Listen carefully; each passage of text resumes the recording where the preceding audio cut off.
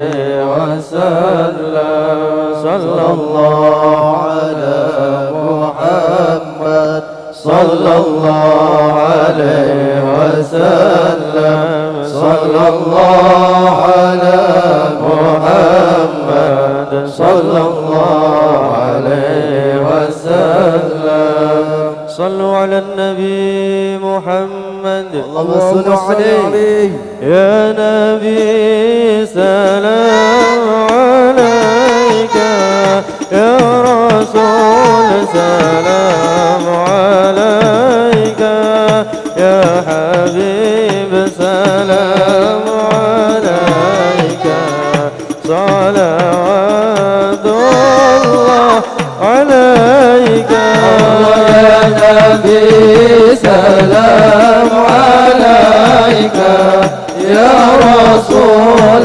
سلام عليك يا حبيب سلام عليك صلوات الله عليك أشرق البدر علينا وابتبس منه البدور مثل حسنك ما رأينا والضياء سروري يا نبي سلام عليك يا رسول سلام عليك يا حبيب سلام عليك صلوات الله عليك أنت شمس أنت بدر أنت نور فوق نوري أنت إكسير وغالي أنت مصباح الصدور يا نبي سلام عليك يا رسول سلام عليك يا حبيب سلام عليك صلوات الله عليك يا حبيبي يا محمد يا عروس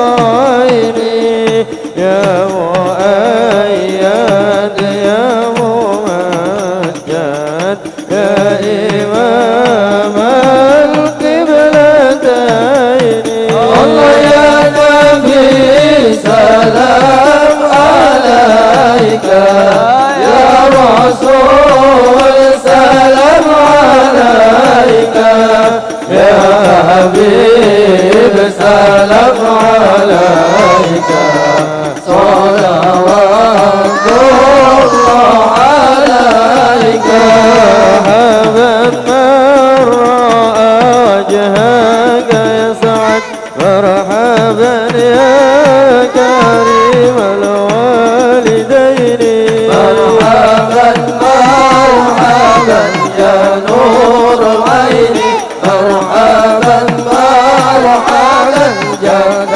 الحسين مرحبا حوضك الصافي المبرد مرحبا وردنا يوم النشور مرحبا مرحبا يا نور العين مرحبا مرحبا جد الحسين وأتاك العود يبكي مرحبا مرحبا وتدلل بين يديك الله مرحبا مرحبا مرحبا يا نور العين مرحبا مرحبا مرحبا جاد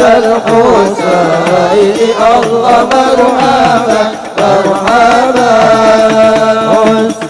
واستجارت يا حبيبي مرحبا مرحبا عندك الطبي النفور الله مرحبا مرحبا مرحبا يا نور العين مرحبا مرحبا مرحبا جاد الحسين الله مرحبا مرحبا يا ولي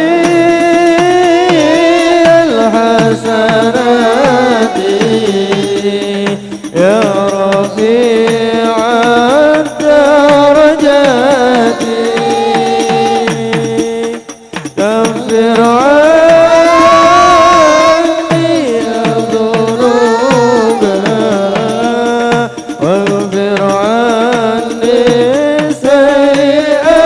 سيئاتي صلى الله على محمد مرحبا صلى الله عليه وسلم مرحبا صلى الله على محمد مرحبا صلى الله عليه وسلم مرحبا غفر الخطايا يا الله والذنوب الموبقات يا الله ربي فاغفر لي ذنوبي يا الله ببركة الهادي محمد يا الله أنت ستار المساوي يا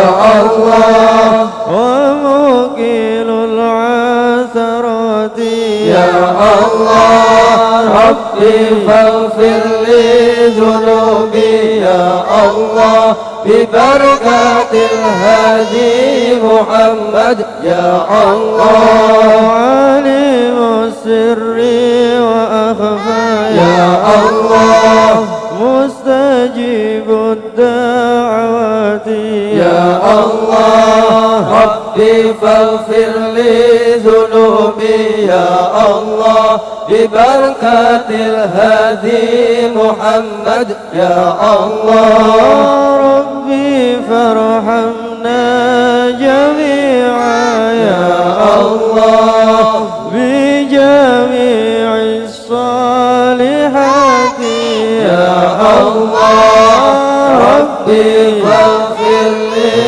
ذنوبي يا الله ببركة الهادي محمد يا الله صلاة الله تغشى حتى تحرير الصدور أحمد الهادي محمد صاحب الوجه المنير طلع البدر علينا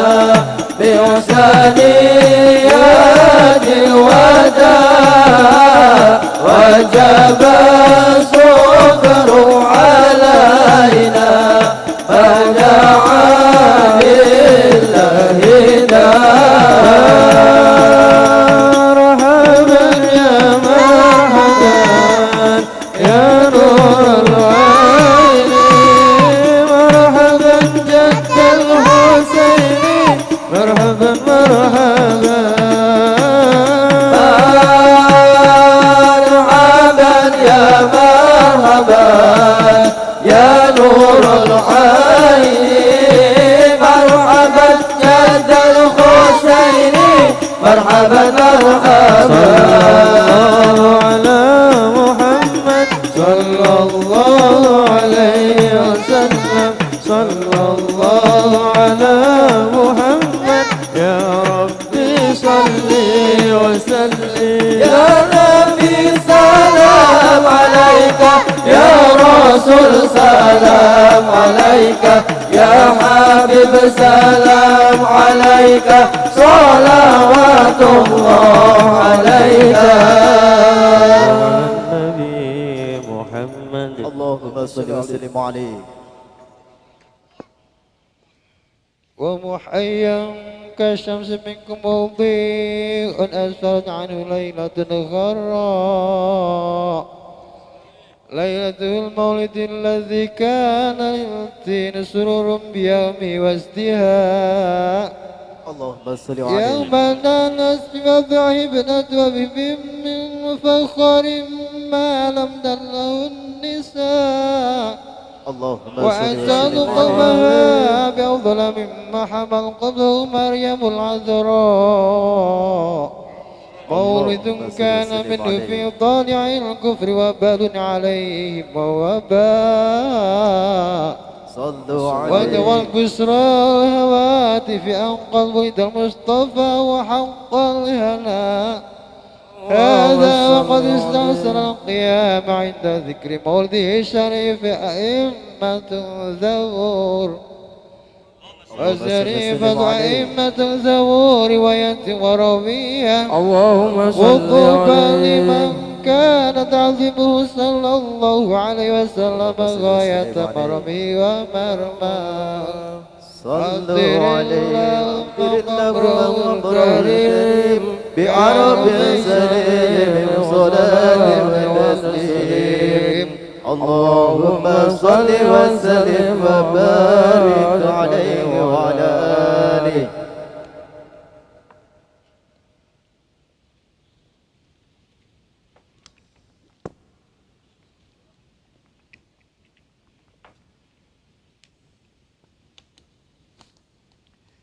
آمين يا الله يا رب العالمين بسم الله الرحمن الرحيم الحمد لله رب العالمين اللهم صل وسلم وبارك على سيدنا ومولانا محمد الأمين وعلى آله وصحبه لا يوم الدين اللهم يا باسط اليدين بالعطية يا من إذا رفعت إليه أكف العبد كفاه يا من تنزه بذاته وصفاته الأحادية عن أن يكون له فيها نظائر وأشباه يا من تفرد بالبقاء والقدم والأزلية يا من لا يرجى غيره ولا يعول على سواه يا من استند الأنام إلى قدرته القيومية ورشد بفضله من استرشده واستهداه آمين اللهم بأنوارك القدسية التي أزاحت من ظلمات الشك دجاه ونتوسل إليك بشرف الذات المحمدية من هو آخر الأنبياء سورته وأولهم وبآله كواكب أهل البرية وسفينة سلامة والنجاة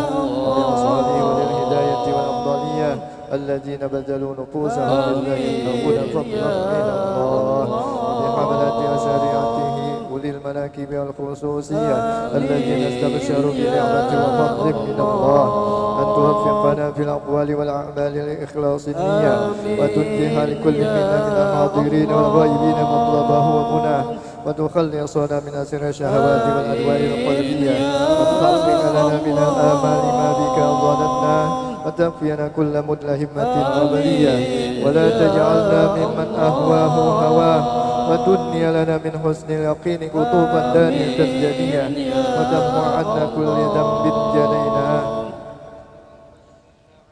آمين وتسهل لنا من صالح الأعمال مع الزهدرة وتعم جمعنا هذا من خزائن مناهج السميع برحمة ومغفرة وتودي مع من سواك غنى اللهم إنك جعلت لكل سائل مقامه ومنسيا ولكل راجل ما أمله فيك ورجاه وقد سألناك راجين مواهبك للدنيا وحقق لنا ما منك رجوناه اللهم آمن الروعات واصلح الرعاة والرعية واعظم الأجر لمن جعل هذا الخير في هذه الليلة وأجراه اللهم اجعل هذه البلدة وسائر بلاد الإسلام آمنة راخية واسقنا غيثا يعم انسياب سيده سمسم ورفاه واغفر لناصر هذه البرود المحبرة المولدية سيدنا جعفر من إلى البرجنجي نسبته ومنتمى وحقق له فوزا بقربك والرجاء والأمنية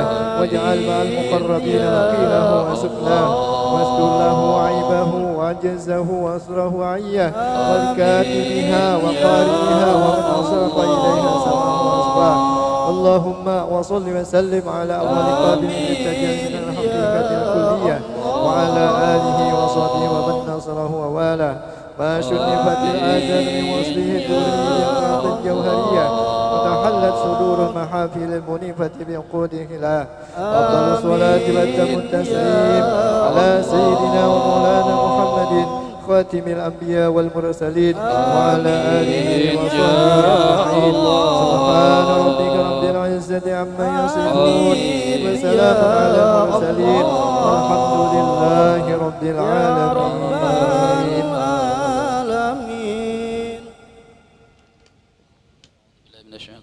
Bismillahirrahmanirrahim. Alhamdulillahi rabbil alamin arrahmanir rahim maliki yaumiddin. Iyyaka na'budu wa iyyaka nasta'in ihdinas siratal mustaqim siratal ladzina an'amta 'alaihim ghairil maghdubi 'alaihim waladdallin. Amin.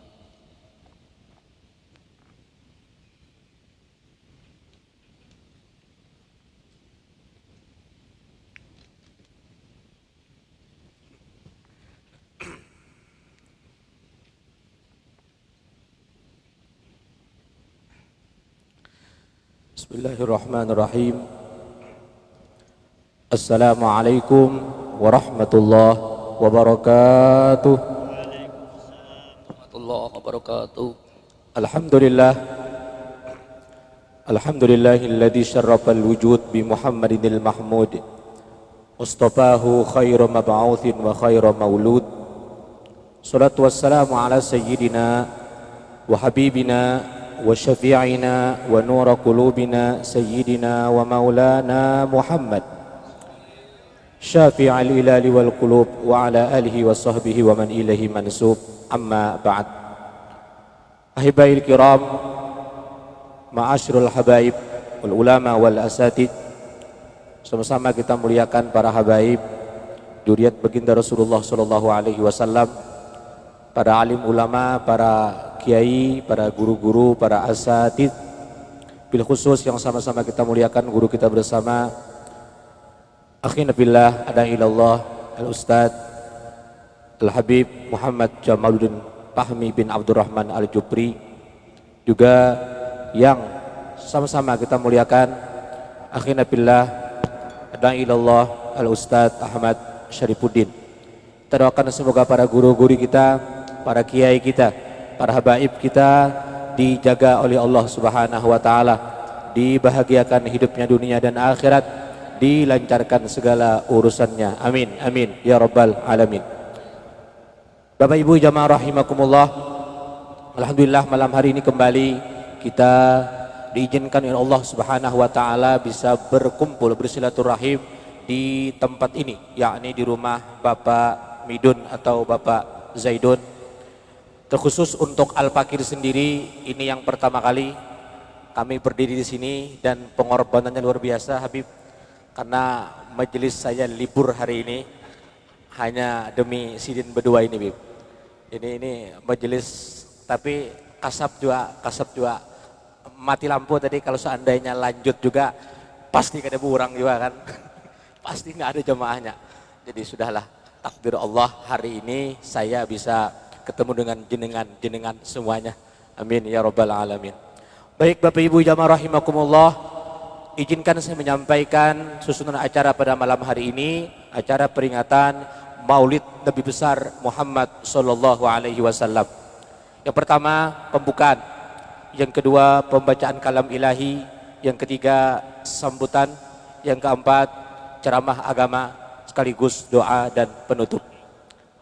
Baik Bapak Ibu jamaah rahimakumullah, untuk menggunakan waktu sedemikian rupa, mari sama-sama kita buka acara pada malam hari ini dengan membaca Ummul Quran Suratul Fatihah.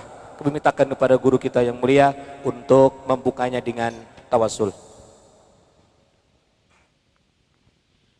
Al-Fatihah ila Rasulullah Muhammad bin Abdullah wa ahli baiti wa dzurriyyati wa ashabihi wa aswajih وجميع علماء شكل الأرض إلى مغربها وسوسن الرضام الفقيه مقدم محمد بن علي بعلاوي أم الفقيه ثم إلى رشوزان قبل الإرشاد ووصل بعض البلاد الحبيب عبد الله بن علي محمد الحداد صاحب الراتب جميع أولاده وتلميذته ثم إلى صاحب المولد البرزنجي ثم إلى رشوزان قبل الغاث الحبيب أبو بكر بن مسكاف النوائل الجنة يكثر مشوبتهم ويضاعف حسناتهم ويفادنا بجنة وفنا بهم ويعيد علينا من بركاتهم وأسرارهم وأنوارهم والمعروفة في الدين والدنيا والآخرة أنا وتخلوا نيتنا في نيتهم وعملنا في أعمالهم قصدنا وإلى حضرة النبي محمد صلى الله عليه وسلم الفاتحة. من الشيطان الرجيم بسم الله الرحمن الرحيم الحمد لله رب العالمين الرحمن الرحيم مالك يوم الدين إياك نعبد وإياك نستعين صراط الذين أنعمت عليهم غير المغضوب عليهم ولا الضالين آمين. Menginjak ke acara yang selanjutnya, mari bersama-sama kita dengarkan dengan khusyuk pembacaan ayat suci Al-Quranul Karim yang akan disampaikan oleh Ananda Muhammad Naufal. Kepadanya waktu dan tempat dengan segala hormat kami persilahkan. Assalamualaikum warahmatullahi wabarakatuh.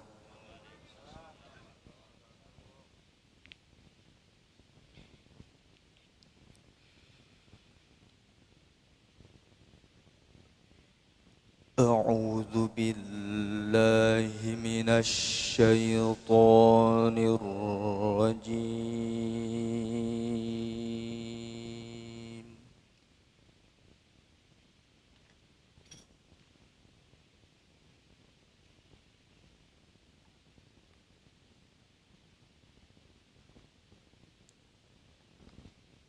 بسم الله الرحمن الرحيم.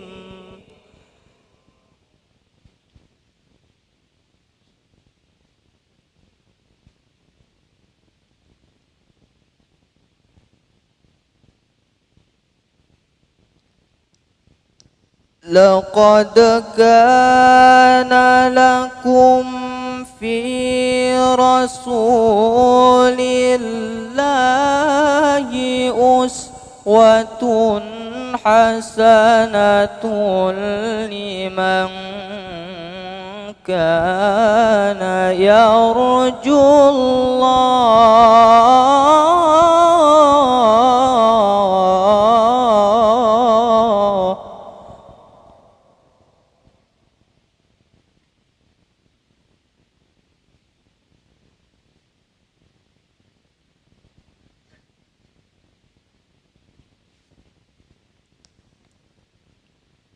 لمن كان يرجو الله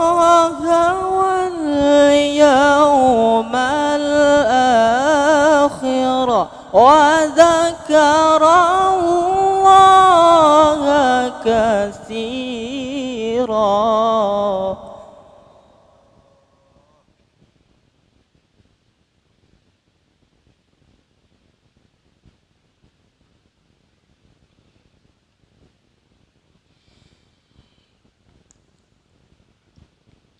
ولما رأى المؤمنون الأحزاب قالوا هذا ما وعدنا الله ورسوله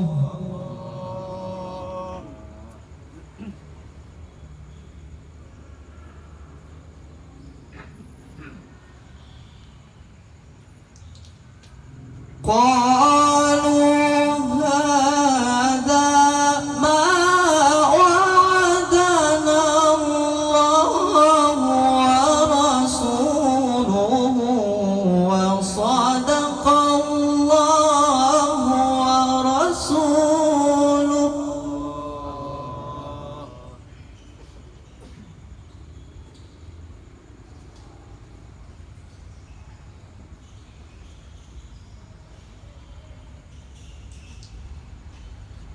وما زادهم إلا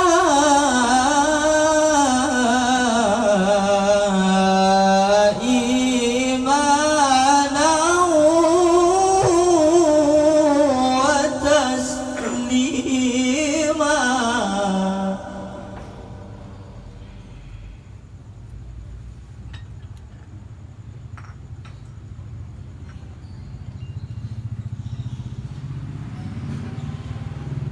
بسم الله الرحمن الرحيم.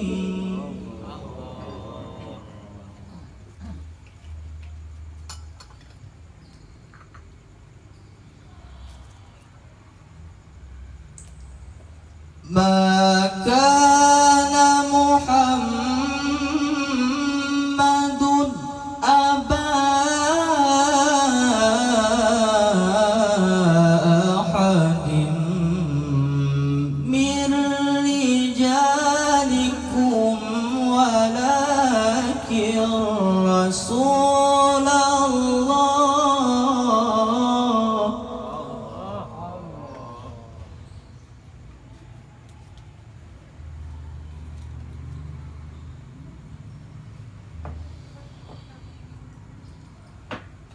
ولكن رسول الله وخاتم النبيين.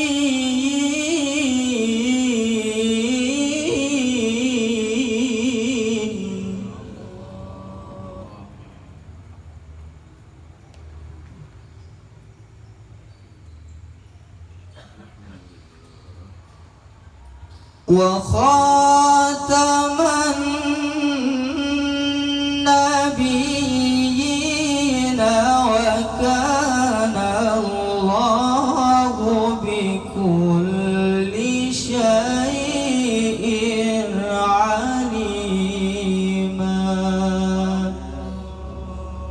صدق الله العظيم. Assalamualaikum warahmatullahi wabarakatuh. Sadaqallahul azim. Maha benar Allah yang maha pengasih lagi maha penyayang. Semoga yang membaca dan kita yang mendengarkannya mendapatkan rahmat dari Allah Subhanahu wa taala. Wa idza quri'al Qur'an fastami'u lahu wa ansitu la'allakum turhamun. Amin ya rabbal alamin.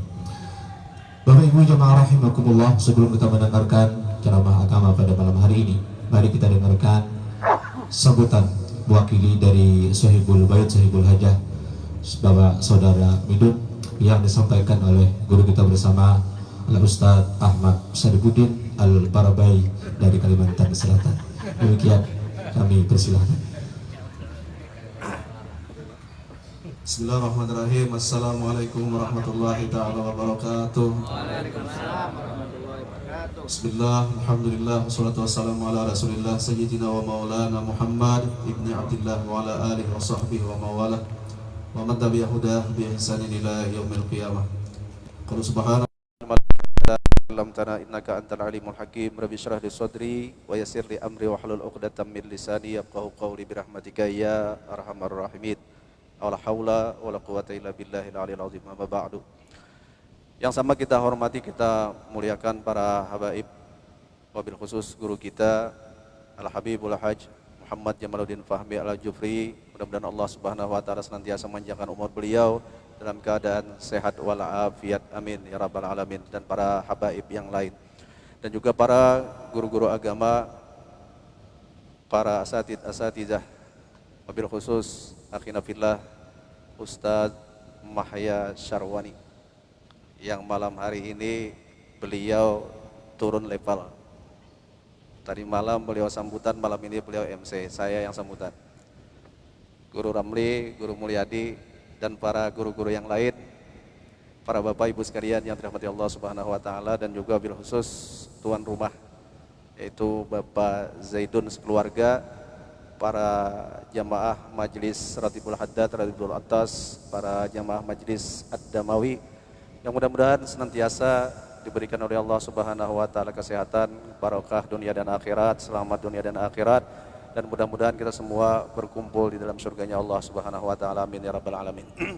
Alhamdulillah, kita panjatkan puji dan syukur kepada Allah Subhanahu wa taala. Salawat dan salam yang senantiasa kita haturkan kehadiran junjungan kita Nabi besar Muhammad sallallahu alaihi wasallam, dan juga berkeluarga, para sahabat dan mengikut beliau dalam kebaikan hingga akhir zaman, amma ba'du. Bapak Ibu sekalian yang dirahmati Allah Subhanahu wa taala, mewakili dari tuan rumah, karena tuan rumahnya masih level tawadu, masih tidak mau tampil. Jadi mewakili beliau pada malam hari ini membawakan sambutan, menyampaikan sambutan kurang lebih 15 menit. Nah, karena sesuai honornya. Kata beliau, guru pian aja sambutan. Dan kita tergantung honor. Kalau honornya pas ya mau sambutan. Minggu lalu saya yang ceramah, malam ini saya sambutan, berarti turun juga levelnya. Tapi yang penting honornya sama yang ceramah. Bapak Ibu sekalian yang dirahmati Allah, jadi agak santai. Ustadz Mahya sampai libur majelisnya malam ini beliau. Masya Allah, luar biasa Zaitun ini. Ini ya kalau bahasa Arab mengariau, panggili, sampai Ustadz Mahya meliburkan majelisnya malam ini. Daripada 4 orang, Ustadz Mahya live mendingan libur sekalian. Ayo, jadi Bapak Ibu, jadi dalam kesempatan ini kami menyampaikan terima kasih atas kehadiran para jamaah, para Bapak Ibu sekalian, dan juga mohon maaf apabila ada satu hal yang kurang berkenan dalam sambutan dalam pelaksanaan ini. Dan mudah-mudahan dengan senantiasa kita mengikuti acara peringatan Maulid ini pada bulan Rabiul Awal ini, mudah-mudahan menjadi satu alasan menjadikan kita semua bisa berjumpa, memandang, bermimpi dengan baginda Nabi Muhammad sallallahu alaihi wasallam. Bulan Maulid yang tinggal kurang lebih 9 hari lagi, masih kurang daripada 9 hari. Kita maksimalkan. Bila masih ada peringatan-peringatan Maulid, kita hadiri. Siapapun yang mengadakannya, dimanapun asal terbuka untuk umum, kita hadiri acara peringatan Maulid itu. Karena peringatan Maulid ini diadakan hanya setahun sekali.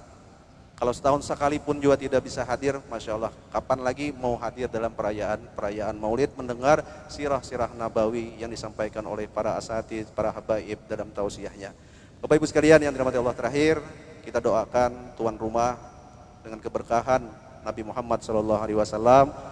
Mudah-mudahan segala hajat beliau, hajat dunia, hajat akhirat, dikabulkan oleh Allah Subhanahu wa taala, dan mudah-mudahan ini tanahnya ini bisa dibeli oleh beliau lagi. Tapi yang sebelah sana jangan marah Bang Pipit. Cukup sini aja Bas Minur. Sebelah sana jangan. Itu wilayahnya Bang Fitri itu. Mudah-mudahan nanti sebelah sana juga maulidan. Di halamannya tuh, mana Bang Fitri. Ini masih ada 9 hari lagi kita adakan maulid, bisa tuh. Kalau sini besi tua, ekskavator tua apa macam, sana ekskavatornya masih muda-muda. Mudah-mudahan Allah Subhanahu wa taala memberkahi kita semua, berkah dunia, berkah akhirat. Demikian, wabillahi taufiq wal hidayah. Wassalamualaikum warahmatullahi wabarakatuh.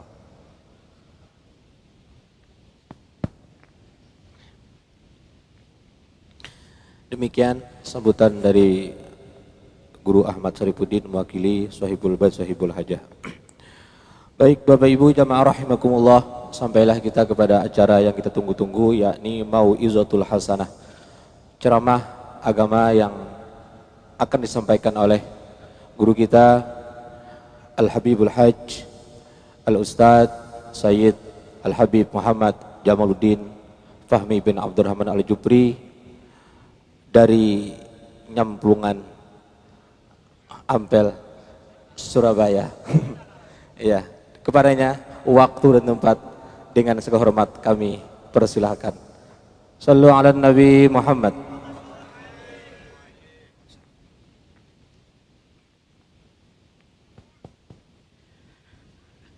Assalamualaikum warahmatullahi wabarakatuh. Waalaikumsalam warahmatullahi wabarakatuh. Bismillahirrahmanirrahim. Alhamdulillah rabbil alamin, wassalatu wassalam ala asyrafil anbiya wal mursalin سيدنا وحبيبنا وشفيعنا وقرة أعيننا ومولانا محمد طب القلوب ودوائها وعافية الأبدان وشفائها ونور الأبصار وضيائها وقوت الأرواح وغذائها وعلى آله وصحبه. سبحانك لا علم لنا إلا ما علمتنا إنك أنت العليم الحكيم. Rabbi syrah li sadri wa yassir li amri wahlul 'uqdatam min lisani yafqahu qawli, amma ba'd.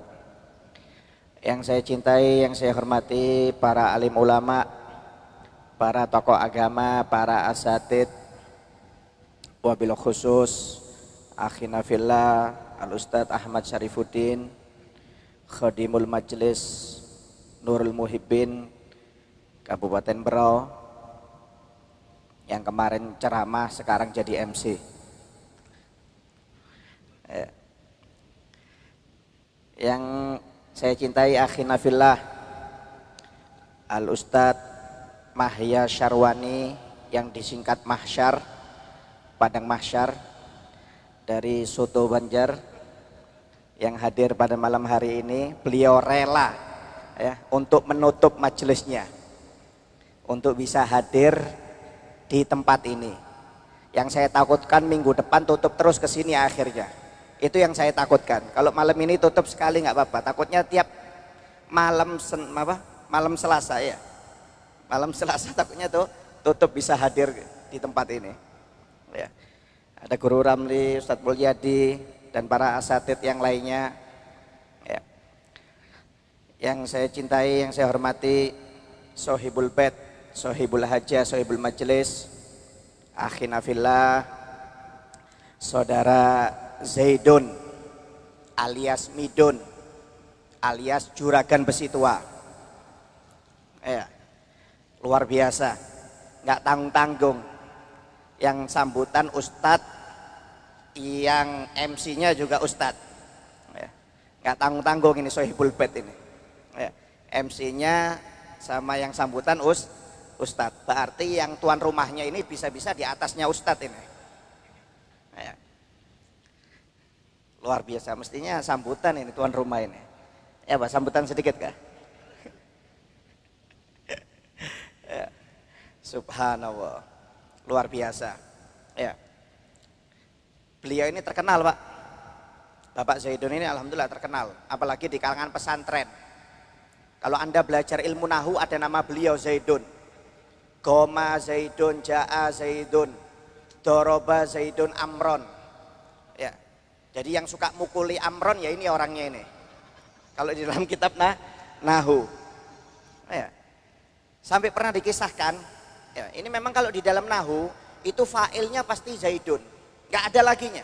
Fahmi, Ahmad, Mahya, apalagi Mahya nggak ada sudah. Kirim salam. Ada kak? Oh ya, sholat. Inna sholati wa nusuki wa mayahya wa mati ya. Nggak mau kalah, pintar memangnya. Ya. Sampai di dalam nahu itu kalau fa'il pasti Zaidun. Datang Zaidun, berdiri Zaidun, Zaidun memukul, pasti Zaidun, nggak ada lainnya Pak. Yang dipukul korbannya Amr namanya. Ya, Amr. Ya. Sampai pernah dikisahkan di dalam salah satu kitab, dulu di dalam dinasti Utsmaniyah itu ada seorang menterinya, dinasti Utsmaniyah itu ingin belajar ilmu nahu. Ya, akhirnya dipanggil salah satu ustadz atau ulama ahli nahu. Tiap hari mulai awal dikasih contoh itu Doroba Zaidun, Amr. Sampai si menteri ini marah. Ini apa, nggak ada lainnya kok dikit-dikit Zaidun mukul Amr.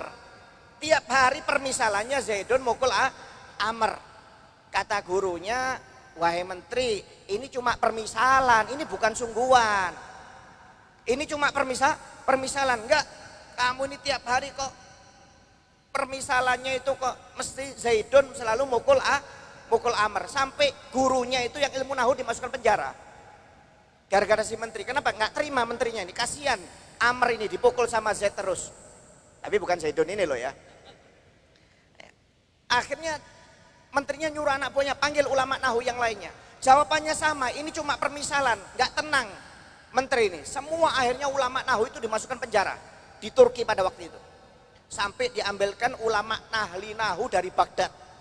Kata si menteri, panggil ulama nahu dari Baghdad. Akhirnya dipanggil ulama nahu dari Baghdad. Akhirnya ulama nahu dari Baghdad ini tahu kalau dia nggak bisa jawab sama seperti yang lainnya bisa masuk penjara ini. Akhirnya ditanya, apa alasannya itu? Kok Zaidun selalu memukul Amr? Kata si ulama nahu dari Baghdad itu, karena Amr ini pencuri. Amr ini pencuri. Pencuri ya gimana? Pencuri huruf waw. Pencuri huruf waw. Umar sama Amr itu Pak sama. Ain mim ro. Jadi kalau ain mim ro itu Umar. Tapi kalau ain mim ro waw namanya Amr. Padahal wawunya itu nggak dipakai. Wawunya itu cuma formalitas saja. Jadi bedanya Umar sama Amr ini, kalau Umar belakangnya nggak ada wawu. Tapi kalau Amr belakangnya ada wawu, tapi wawunya itu nggak dibaca, cuma formalitas saja. Ya. Ini Amr ini mencuri, wahai menteri, mencuri namamu. Loh, maksudnya siapa? Namamu kan Dawud. Dawud mestinya ada wawunya double. Cuma gara-gara dicuri oleh Amr ini, ditaruh di namanya, namamu wawunya tinggal satu, Dawud. Mestinya namamu itu panjang, Dawud. Nah, nggak salah kalau Z itu marah dengan Amr. Kenapa? Nyuri namamu, dimasukkan ke namanya. Yang betul ini, kata si menteri. Menterinya namanya Dawud Basha. Jadi Dawud itu kan dal, alif, waw, dal lagi. Mestinya kata si ahli nahu ini, wawunya itu double, Dawud. Karena wawunya itu panjang. Kalau dalam bahasa tajwid itu namanya matobi'i. Mestinya wawunya itu panjang, cuma dicuri oleh Amr. Jadi nggak salah kalau Z ini marah. Wah, kata menterinya, ini bagus ini Pak. Ini betul jawabannya. Kamu minta apa saya kasih. Kata ulama tersebut, saya cuma minta satu, lepaskan ulama-ulama nahu yang telah kamu penjara. Ya sudah, akhirnya dilepaskan semuanya. Ya, karena jawaban yang pantas dari ulama nahu Baghdad. Ya ini Amr ini sudah orangnya ini. Maaf, ini Zaidun. Makanya kalau di pesantren ini terkenal Zaidun ini.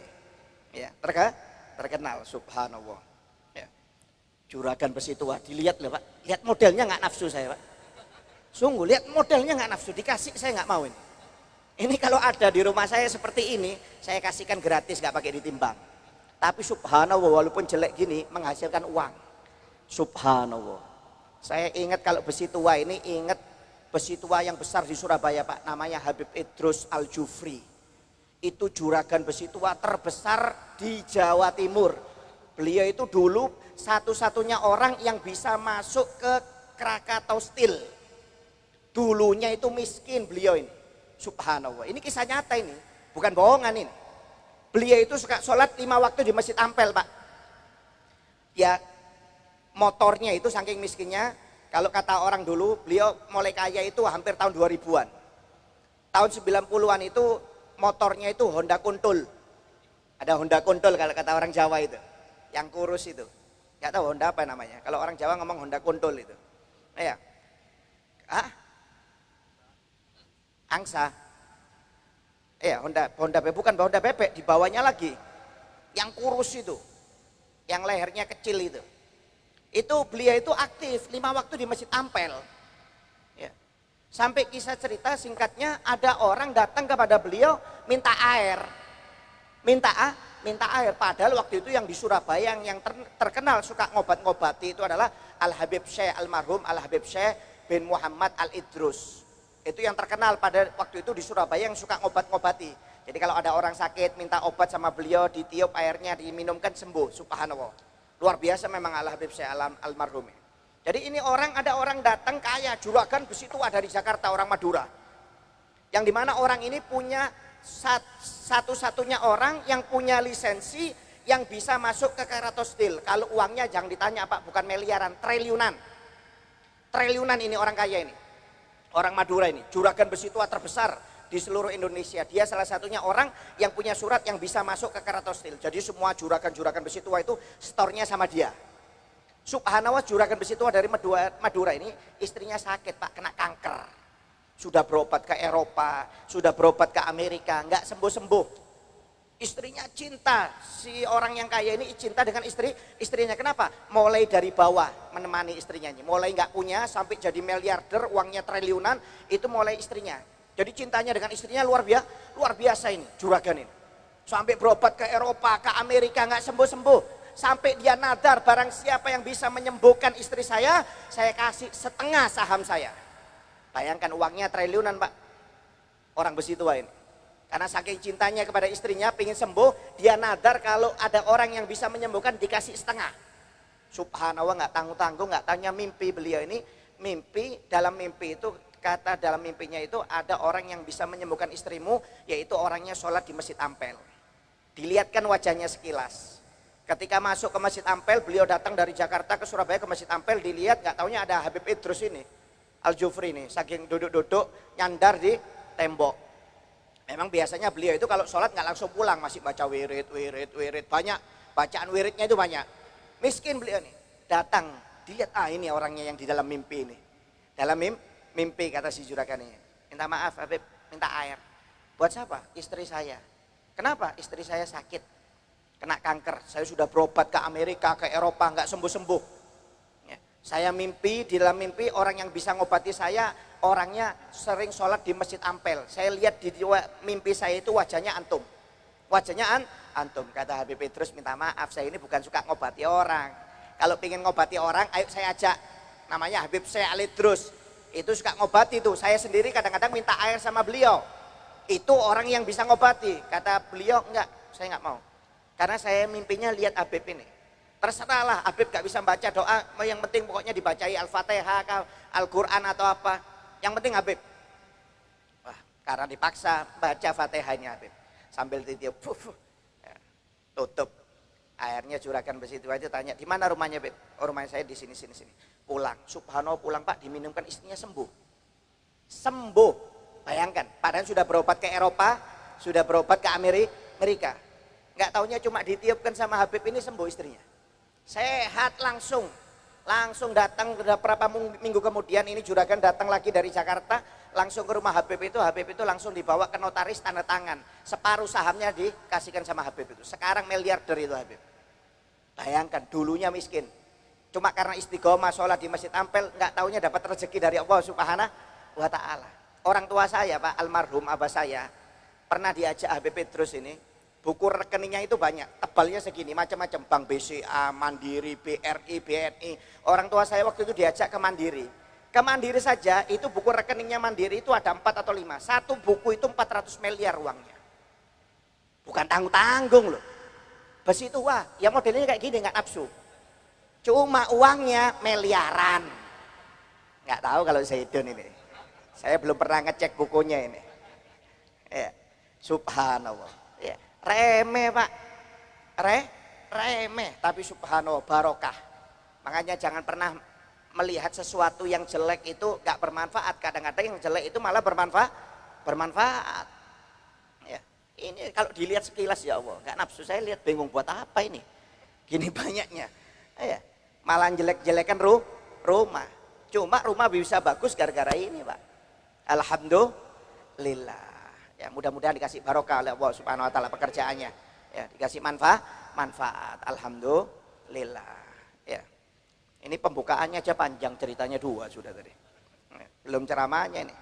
Ya, bisa-bisa 3 jam ceramahnya ini. Ya, alhamdulillah. Alhamdulillah pada malam hari ini kita hadir di tempat ini dalam acara peringatan Maulid Nabi Muhammad SAW.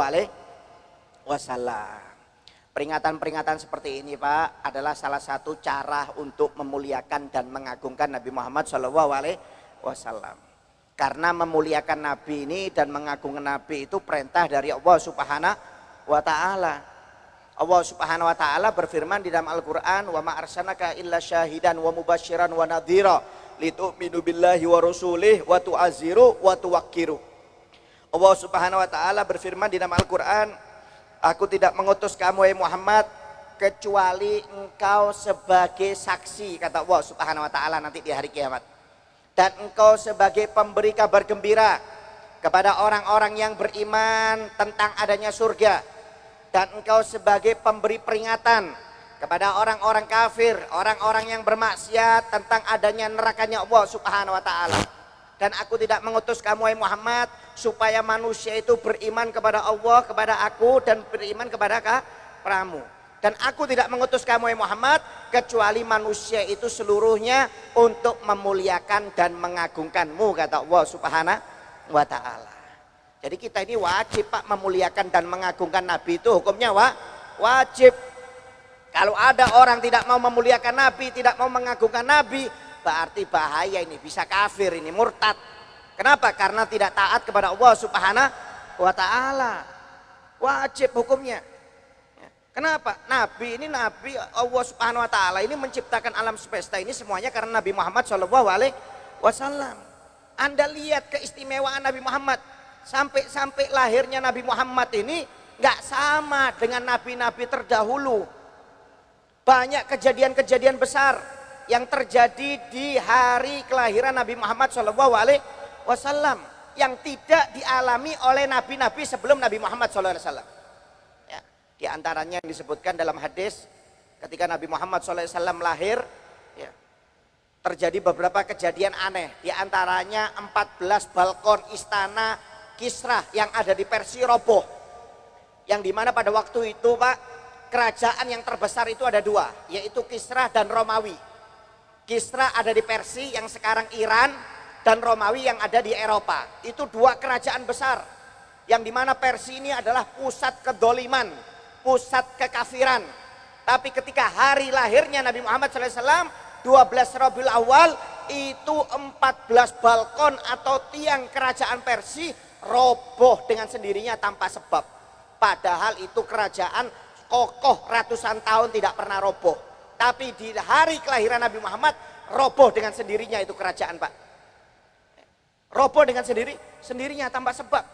Kemudian yang kedua yaitu kejadian di Persia juga, yaitu di mana ada api yang suka disembah orang-orang Majusi, yang di mana sudah 1000 tahun api itu tidak pernah padam. Tapi di malam 12 Rabiul Awal api itu padam dengan sendirinya Pak. Bayangkan dalam 1000 tahun Pak Bu, itu api nggak pernah padam. Tapi pada malam 12 Rabiul Awal itu api padam dengan sendirinya. Padam dengan sendirinya. Kemudian di antaranya juga berhala yang ada di dalam Ka'bah roboh, hancur, berkeping-keping.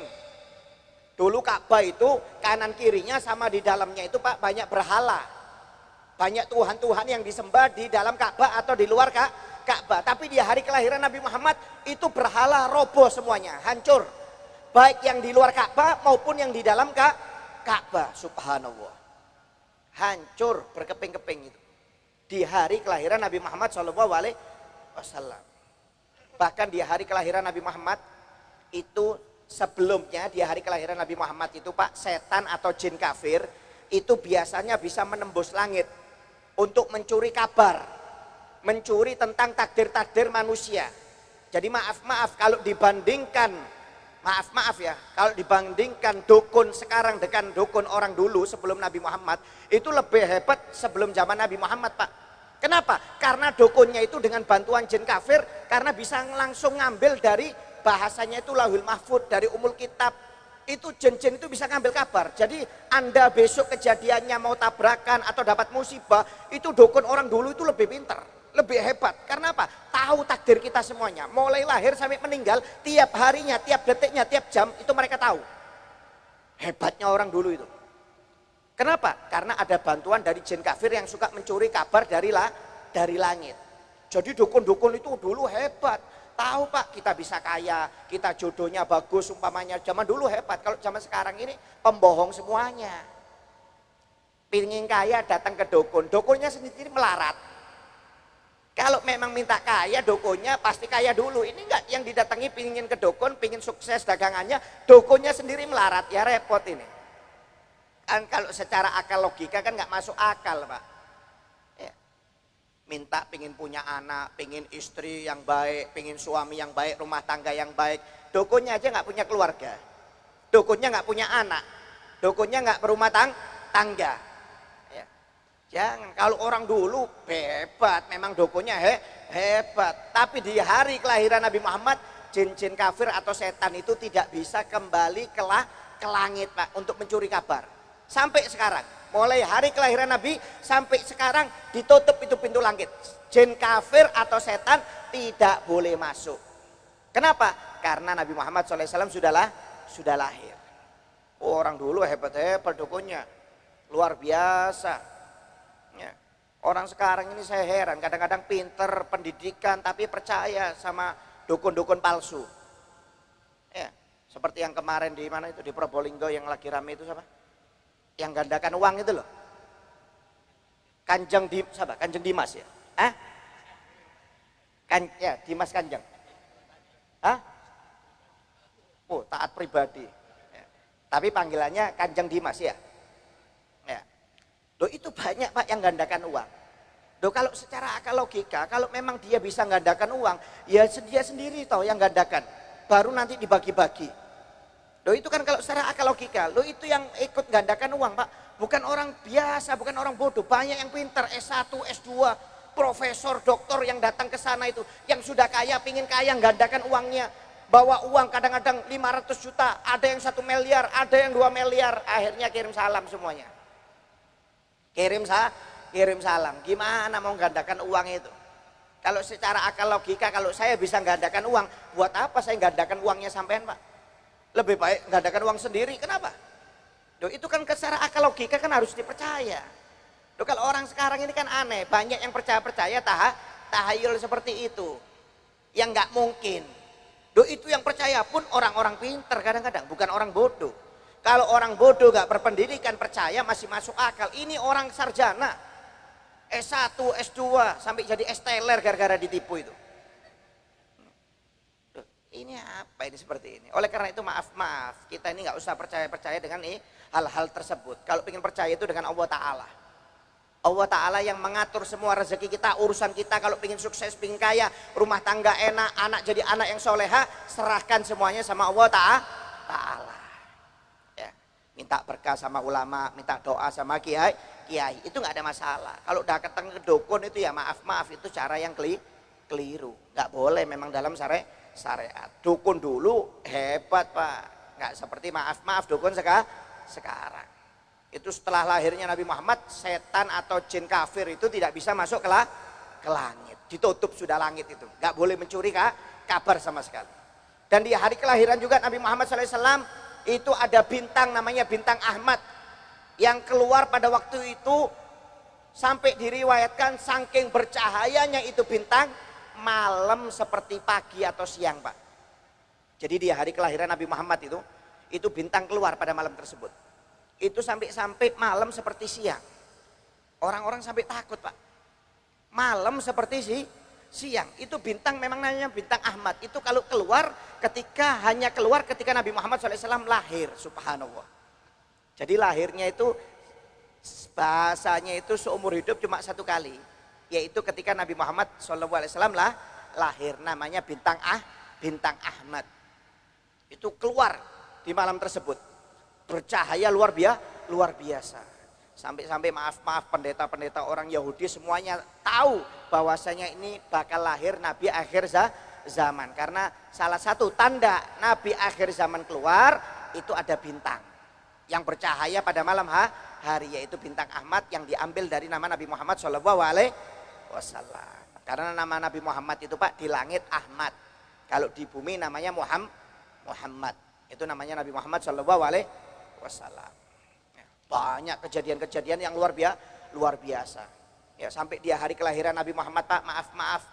Ya, tanah yang kering subur, pohon kurma yang kering berbuah.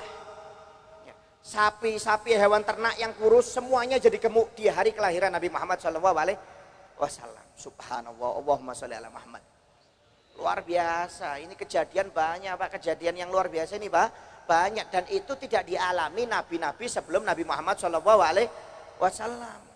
Makanya Nabi Muhammad ini nabi yang istimewa. Ya, sampai saking mulianya Nabi Muhammad ini Pak, maaf, Nabi Muhammad ini dilahirkan di hari yang tidak istimewa. Hari Senin ini hari apa? Hari Senin ini bukan hari istimewa Pak. Zaman dulu yang hari istimewa itu hari Jumat, Sabtu, Minggu. Itu hari istimewa. Kenapa Nabi Muhammad kok nggak dilahirkan di hari Jumat?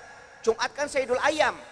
Kok bukan dilahirkan di hari Sabtu? Hari Sabtu ini hari rayanya orang Yahudi. Kenapa Nabi Muhammad kok nggak dilahirkan di hari Minggu? Hari Minggu ini hari rayanya orang Nasoro. Kenapa Nabi Muhammad kok nggak dilahirkan di hari Asyura, tanggal 10 Muharram? Kok nggak dilahirkan di hari Arafah, tanggal 9 Dzulhijjah? Kok dilahirkan di hari Senin? Hari yang tidak istimewa. Bahkan dilahirkan di bulan yang tidak dikenal oleh orang Arab pada zaman dahulu. Rabiul Awal. Nggak dilihat Pak, Rabiul Awal ini Pak. Kenapa? Bukan bulan istimewa. Bulan istimewa itu Asyurul Hurum. Mulai zaman Nabi Adam sampai Nabi Muhammad, bulan yang istimewa itu ada 4, Asyurul Hurum. Itu yang tertulis di dalam Al-Quran. Yaitu Muharram, kemudian Rajab, Dzulqa'dah, Dzulhijjah. Kenapa Nabi Muhammad kok nggak dilahirkan di bulan Muharram? Bulan Muharram ini kan bulan mulia. Nggak dilahirkan di bulan Muharram, di hari Asyura. Kenapa kok nggak dilahirkan di bulan Dzulhijjah? Bulan haji. Dilahirkan di hari raya Idul Adha atau di hari Arafah. Kenapa kok nggak dilahirkan di bulan Rajab? Di mana bulan Rajab ini bulan yang mulia. Kenapa kok nggak dilahirkan di bulan Dzulqa'dah? Kok malah dipilihkan oleh Allah bulan yang tidak terkenal, yaitu Rabiul Awal. Karena Allah nggak mau nanti orang-orang beranggapan Nabi Muhammad ini mulia gara-gara hari. Nanti Nabi mulia ini mulia gara-gara bulan. Makanya dipilihkan hari yang biasa dan bulan yang biasa oleh Allah Subhanahu wa Ta'ala. Istiqlalan munfaridan, kemuliaan yang munfarid tersendiri yang tidak bisa disamakan dengan yang lainnya. Itu keistimewaan Nabi Muhammad. Kalau Nabi Muhammad Pak dilahirkan di hari Jumat itu kan hari mulia. Nanti orang-orang itu beranggapan Nabi Muhammad itu mulia gara-gara lahir hari Jumat, makanya mulia. Kalau Nabi Muhammad lahir di hari Asyura, tanggal 10 Muharram, nanti orang-orang itu beranggapan Nabi Muhammad itu mulia gara-gara lahir di hari Asyura, makanya Nabi Muhammad mulia. Allah nggak mau Pak.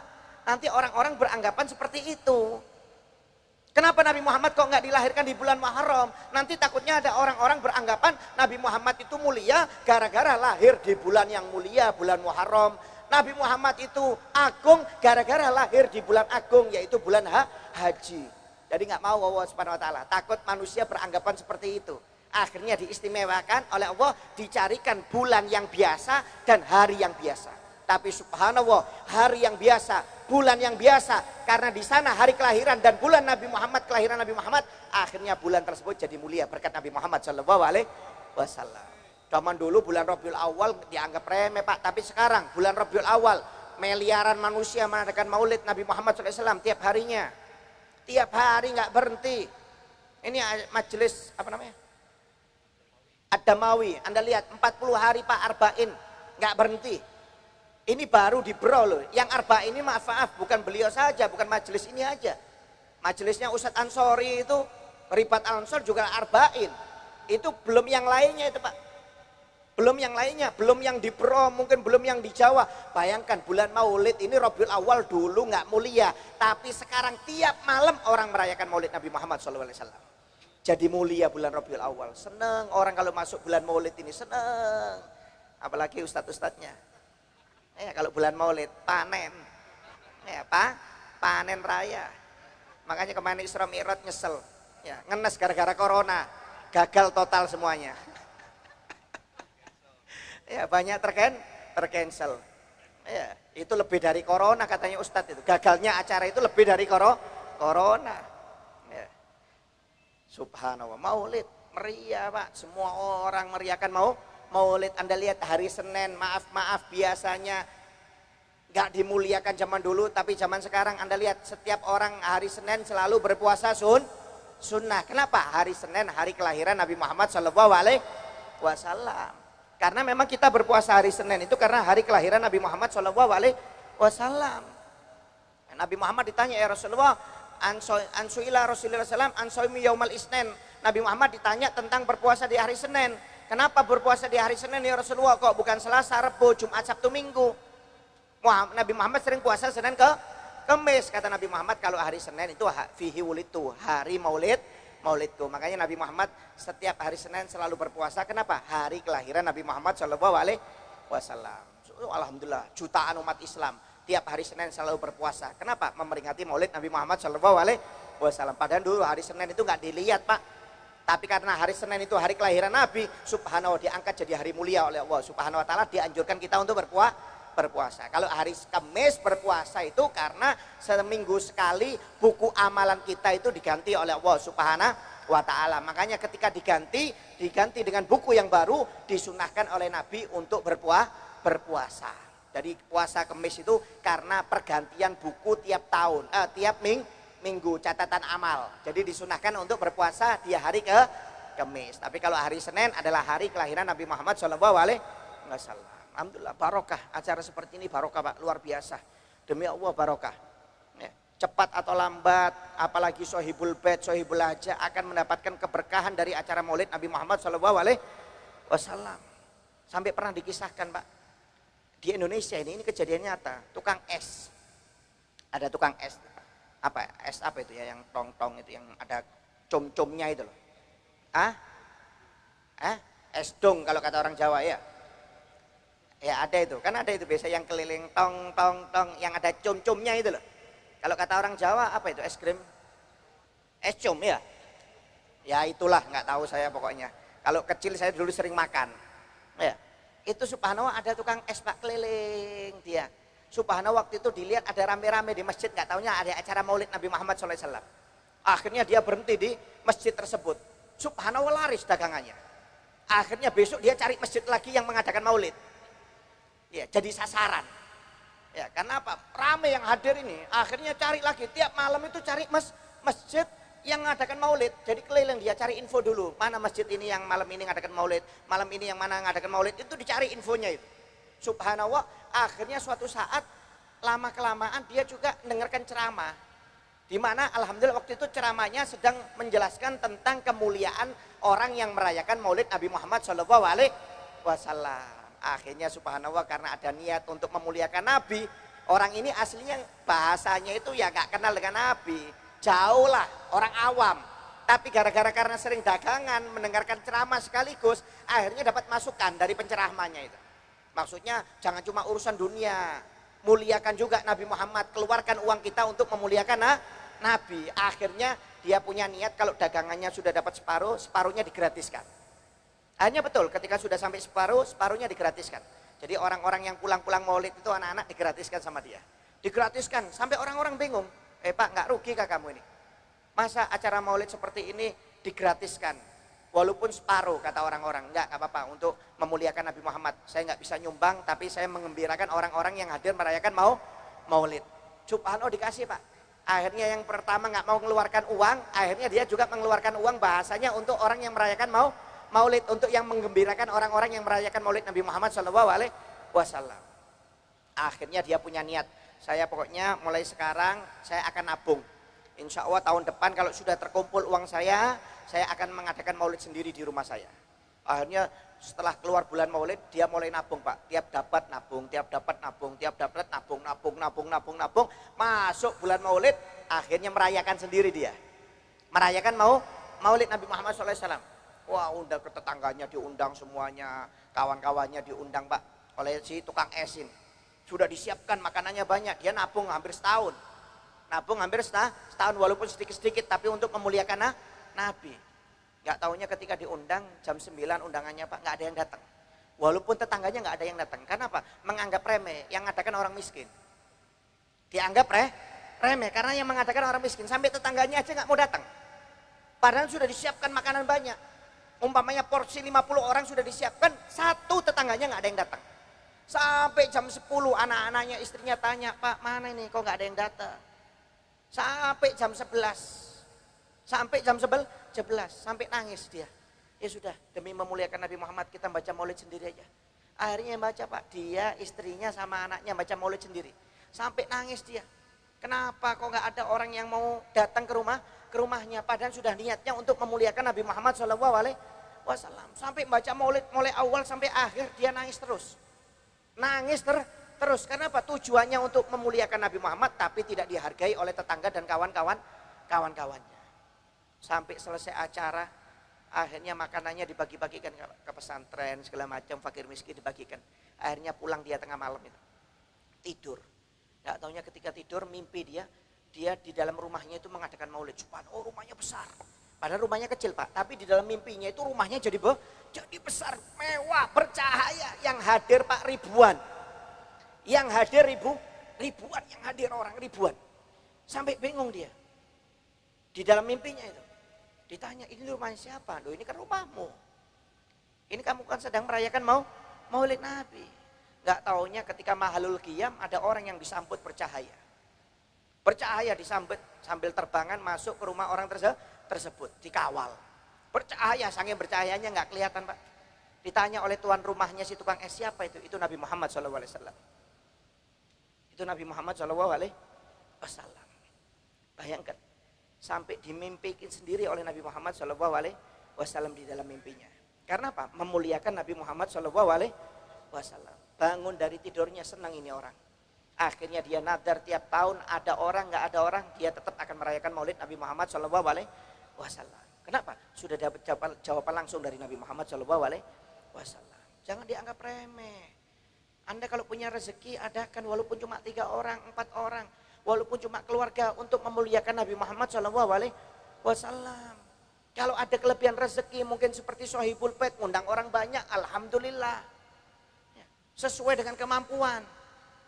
Anda hadir maulid itu bagus Pak, hadir tempat ini, arba'in, keliling bagus. Tapi kalau Anda mengadakan sendiri, itu lebih bagus, barokahnya beda.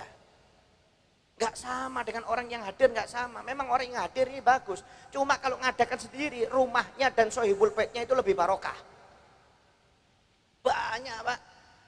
Bahkan di dalam kitab Sarah Baljanji itu disebutkan, orang nanti yang merayakan maulid, maaf, itu dikasih istana beda oleh Allah SWT di surga. Tidak sama seperti orang yang merayakan maulid. Bahasanya apa? Orang kalau mengadakan sendiri, itu istananya di surga lebih besar, lebih mewah. Di surga itu Pak banyak istana, tipe-tipenya itu banyak. Tapi kalau tipe yang paling bagus, tipe yang paling mewah, itu disediakan bagi orang yang merayakan maulid di rumahnya. Makanya jangan sampai kita tidak merayakan maulid. Kalau bisa di rumah supaya barokah. Walaupun cuma 2 orang, 4 orang, panggil Ustadz. Ada Guru Udin, ada Ustadz Mahya, ada Guru Rami, Mulyadi umpamanya. Yang penting bisa baca maulid. 4 orang, 3 orang nggak apa-apa. Yang penting tiap hari bahasanya barokah. Ya, nanti minta nomor teleponnya Ustadz ini yang di depan ini. Supaya bisa merayakan maulid. Cuma jangan lali, 20% ya. Ya, memang makelar apa? Berguru aja Pak ya. Berguru. Ya, serius nggak apa-apa katanya guru. Ya alhamdulillah. Cuma kalau jadi jangan lupa sama saya guru. Ya. Barokah Pak. Alhamdulillah perayaan Maulid ini luar biasa. Syukur kita menjadi umat Nabi Muhammad SAW. Karena nikmat Nabi ini banyak kepada kita. Gara-gara Nabi kita mendapatkan nikmat yang luar biasa dari Allah Subhanahu wa ta'ala. Oleh karena itu syukur kita telah menjadi umat Nabi Muhammad SAW. Merayakan maulid seperti ini adalah salah satu tanda syukur kita kepada Nabi Muhammad SAW. Tapi syukur yang paling utama adalah dengan menjalankan semua syariat Nabi Muhammad SAW. Anda merayakan maulid ini Pak, bagus. Ini salah satu tanda syukur Anda kepada Nabi Muhammad dengan memuliakan dan mengagungkan Nabi Muhammad. Cuma ada cara syukur yang paling utama. Memuliakan dan mengagungkan Nabi Muhammad yaitu dengan apa? Melaksanakan semua syariat Nabi Muhammad SAW. Apa yang diperintahkan oleh Nabi Muhammad jalankan, apa yang dilarang jauhi. Tambahi dengan sunnah-sunnah dan perbanyak sholawat kepada Nabi Muhammad SAW. Supaya apa? Barokah hidup. Kita ini Pak semuanya sudah dijamin oleh Nabi Muhammad untuk masuk surga. Kullukum yadkhulunal jannah, setiap dari kalian aku jamin masuk surga kata Nabi Muhammad. Dijamin kita ini masuk surga Pak, nggak usah khawatir. Nabi-nabi nggak ada yang menjamin umatnya masuk surga, nggak berani. Nabi Adam umatnya nanti di hari kiamat di padang mahsyar, ya, di padang mahsyar bukan Ustaz Mahya ya, bukan mahsyar Mahya Syarwani bukan ya. Ini mahsyar nanti di hari kiamat. Kalau ini mahsyar di dunia ini. Ya. Nabi Adam umatnya datang kepada Nabi Adam minta tolong. Nabi Adam nafsi-nafsi Pak. Mereka datang minta tolong kepada Nabi Nuh nafsi-nafsi nggak bisa nolong. Bayangkan di padang mahsyar mereka nggak bisa nolong. Datang kepada Nabi Musa, Nabi Ibrahim, semuanya angkat tangan nafsi-nafsi. Yang bisa nolong hanya Nabi kita Muhammad SAW. Loh, kita ini dijamin masuk surga oleh Nabi, nggak usah khawatir. Tapi kata Nabi Muhammad, ada beberapa orang yang aku jamin masuk surga nggak mau masuk surga, kata Nabi Muhammad. Sahabat heran, ya Rasulullah, siapa orang ini? Kamu jamin masuk surga tapi dia nggak mau masuk surga.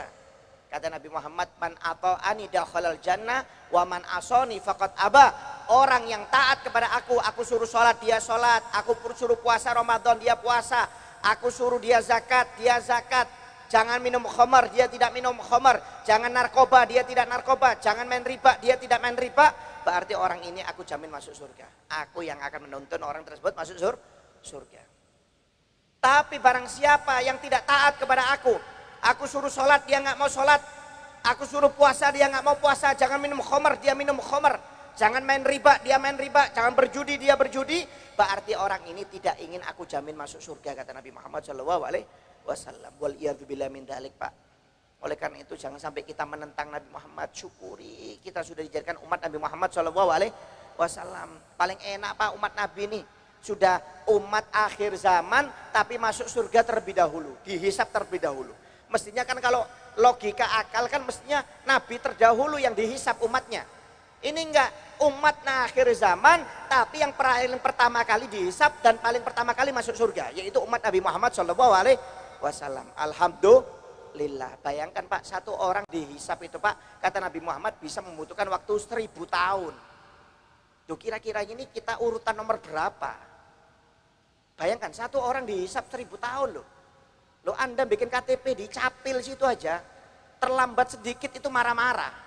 Wah, ini prosesnya lambat betul, lama betul, ini nunggu apa ini, ngomel. Bayangkan di padang mahsyar satu orang bisa 1000 tahun, Pak, dihisap oleh Allah Ta'ala. Di padang mahsyar ini maaf, nggak ada kafe, Pak.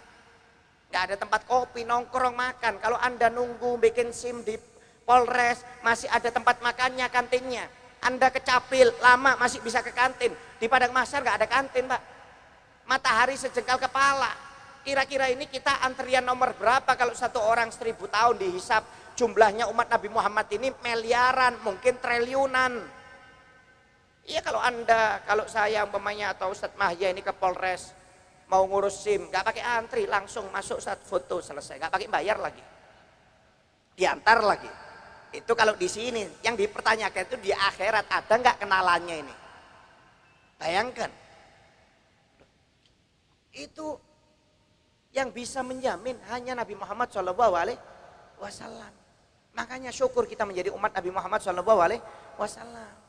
Cukup, Pak, hidup yang santai aja. Dunia ini cuma sementara. Rata-rata umurnya umat Nabi Muhammad itu cuma 60-an. Yang sadar, jangan kita korbankan umur yang sebentar demi akhirat yang kekal. Rugi nanti akhirnya kalau kita bermaksiat. Lebih baik kita sabar, taat kepada Allah 60 tahun, tapi bisa kekal nanti di akhirat triliunan tahun, Pak. Maaf. Saya kasih contoh, Pak, ya.